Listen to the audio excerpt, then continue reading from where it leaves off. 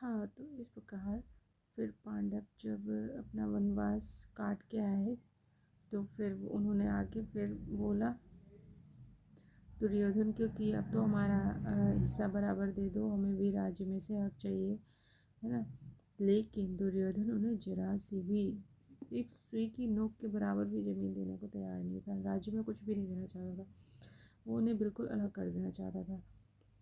और उनका जो पिता था धृतराष्ट्र, वो भी ऐसे ही था, वो बिल्कुल उन्हें मतलब निकाल देना चाहता था। तो फिर तो युद्ध होना ही था।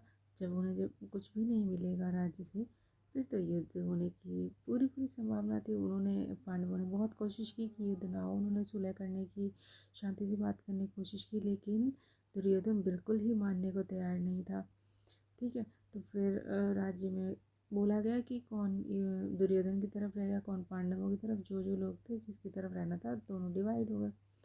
अब भगवान श्री कृष्ण को पांडव तो बहुत अच्छे से जानते थे कि ये ईश्वर का ही रूप है, ये साक्षात भगवान है। लेकिन युधिष्ठिर को इतना कहाँ ज्ञान था। वो तो अपने पैसे के, अपने संपत्ति के उसमें घमंड में चूर था।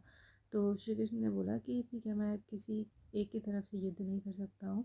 क्योंकि उनके पास बहुत बड़ी सेना थी, तो उन्होंने दोनों के सामने बोला कि जिसे मेरी सेना चाहिए वो मेरी सेना ले सकता है, बाकी जिसे मैं चाहिए तो सिर्फ मैं अकेला ही उसके साथ आऊँगा, बाकी मैं अपनी सेना नहीं लाऊंगा। तो युधिष्ठिर ने, वो दुर्योधन ने जल्दी से श्री कृष्ण की सेना ले ली।